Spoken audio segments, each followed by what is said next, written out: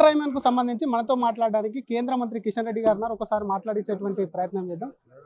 Sir, AR Rahman మాట్లాడినటువంటి మాటలు ఒక మతానికి సంబంధించి తనకు అవకాశాలు రావట్లేదు అంటున్నాడు. అందులో ఆయన వ్యాఖ్యలను ఎలా చూస్తారు సార్? ఇది చాలా దురదృష్టకరం. ఏఆర్ రెహమాన్ లాంటి వ్యక్తి ఇంత దిగజారి మాట్లాడడం ఏతున్నదో ఇది ఏమాత్రం సమంజసం కాదు.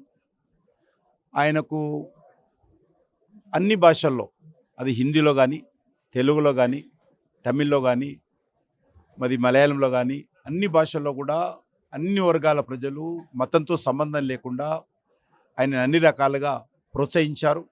ఆయన అందించినటువంటి సంగీతాన్ని అందరూ కూడా మరి ఏ రకంగా ఆస్వాదించారో మనకందరికీ తెలుసు. ఆయన ఒక కాలంలో అన్ని భాషల్లో కూడా ఇండియాలో నెంబర్ 1 మ్యూజిక్ డైరెక్టర్గా వెలుగొందాడు. అనేకమైనటువంటి ప్రముఖ సినిమాలకు ఆయన సంగీత దర్శకుడుగా కొనసాగారు. కేంద్ర ప్రభుత్వం, భారతీయ జనతా పార్టీ ఎన్డీఏ ప్రభుత్వం వచ్చిన తర్వాత కూడా ఆయనతో అనేకమైనటువంటి దేశానికి సంబంధించినటువంటి ప్రభుత్వ కార్యక్రమాల్లో కూడా ఆయనకు బాధ్యతలు ఇచ్చి మరి సంగీతం దర్శకుడుగా ఆయన సహాయం తీసుకున్నాం మేము. అటువంటి వ్యక్తి ఈరోజు ఈ రకంగా మాట్లాడడం వెళ్తున్నదో దురదృష్టకరము. ఆయనను ప్రోత్సహించినప్పుడు కానీ, ఆయన నెంబర్ 1 డైరెక్టర్ ఉన్నప్పుడు కానీ ఆయన ముస్లిం అనో హిందూ అనో కాదు. ఆయన హిందువుగా ఉండి ముస్లిం కన్వర్టెడ్ అనో ఎప్పుడు కూడా ఆయన చూడలే ప్రజలు. ఆయనలో ఒక కళాకారుని చూశారు, ఒక సంగీత దర్శకుడిని చూశారు. కాబట్టి ఈరోజు సినిమా ఫీల్డ్లో కానీ అనేక రంగాల్లో కానీ ఒక్కొక్క కాలంలో కొంతమంది ఉంటారు, ఎవరు ఎప్పుడు శాశ్వతంగా ఉండరు. చాలామంది సినిమా ఇళయరాజా గారు కానీ లాంటి వ్యక్తులు చాలామంది హిందీలో అనేక భాషల్లో కూడా సినిమా డైరెక్టర్, మ్యూజిక్ డైరెక్టర్గా కొనసాగారు. ఇప్పుడు కొత్త వాళ్ళు వస్తూ ఉంటారు. ఇదొక నదీ ప్రవాహం లాంటిది కళ.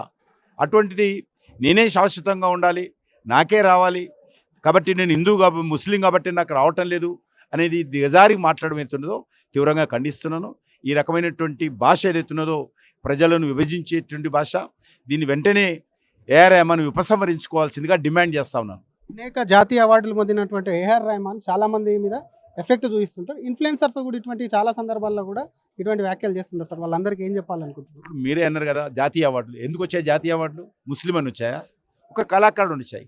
కాబట్టి ఒక కళాకారుడుగా ఉన్నటువంటి వ్యక్తి ఇంత నెంబర్ 1గా ఒక కాలంలో ఈ యొక్క దేశంలో సంగీత దర్శకుడు పేరు తెచ్చుకున్నటువంటి వ్యక్తి ఈ రకంగా ప్రజలను విభజించే విధంగా మాట్లాడము ఏ మాత్రం మంచిది కాదు. సమాజానికి కీడు కలిగించేటువంటి చర్య.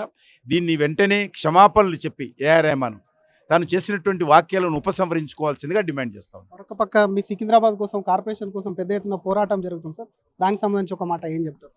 ఇది రాష్ట్ర ప్రభుత్వము తొందరపాటుతో ఏకపక్షంగా కార్పొరేషన్స్ డివైడ్ చేసింది. రాజకీయ పార్టీలతో కానీ ప్రజాప్రతినిధులతో కానీ కొంత మాట్లాడినుంటే ఈ సమస్య ఉత్పన్నం కాదు. ఎందుకంటే సికింద్రాబాద్ అనేటువంటిది అనేక సంవత్సరాలుగా పేరున్నటువంటి పేరు. లష్కర్ పేరుతో గ్రామాన ఈ లష్కర్ బోనాలు చాలా పాపులరు. అటువంటి సికింద్రాబాద్ పేరు మీద మరి కార్పొరేషన్ పేరు ఉండాలనేటువంటిది ప్రజల కోరిక. దానిపైన రేవంత్ రెడ్డి గారు పునరాలోచన చేయాల్సిందిగా నేను కూడా డిమాండ్ చేస్తా ఉన్నాను. మా పార్టీ ఇప్పటికే ఈ విషయం మీద మేము పూర్తి మద్దతు ఇస్తా ఉన్నాం. Thank you sir. ఇది అసలు ఏఆర్ రెహమాన్ చేసినటువంటి వ్యాఖ్యలు వెంటనే ఉపసంహరించుకొని క్షమాపణ చెప్పాలి. ఎందుకంటే మతం చూసి అవార్డులు కానీ అటువంటి ఇవ్వలేదు. ఏఆర్ రెహమాన్కు సంబంధించి అంటే సినీ ఇండస్ట్రీలో ఒక్కరిదే కూడా ఒకవైపు కూడా అవా అనేది కూడా కొనసాగుతుంది. ఒక సముద్రం లాంటిది వచ్చేటి వస్తుంటే అంటే వారికి సంబంధించి వాళ్ళ కాలం నడిచిన రోజులు నడుస్తుంటే అవకాశాలు రాక అటు ఒక మతానికి కూడా అంటే ఇటువంటి వ్యాఖ్యలు ఒక మతాన్ని కూడా రెచ్చగొట్టేటట్టు కూడా చేయడం సరికాదు. కాబట్టి దేశానికైనా క్షమాపణ చెప్పాలి. ఇంకోవైపు సికింద్రాబాద్కు సంబంధించినటువంటి కార్పొరేషన్ ఏదైతే ఉందో ఆ కార్పొరేషన్ డిమాండ్లో కూడా న్యాయం ఉంది. ప్రభుత్వం కూడా దీనిపైన నిర్ణయం తీసుకోవాలి. దానికి బీజేపీ పూర్తిగా మద్దతు ఉంటుందని కేంద్ర మంత్రి కిషన్ రెడ్డి అంటున్నారు. కెమెరామెన్ గజబ్తో శ్రీధర్, RTV, హైదరాబాద్. చరిత్ర సృష్టించినోడు ఇప్పుడు ఆ చరిత్రని తిరగరాయబోతున్నాడు.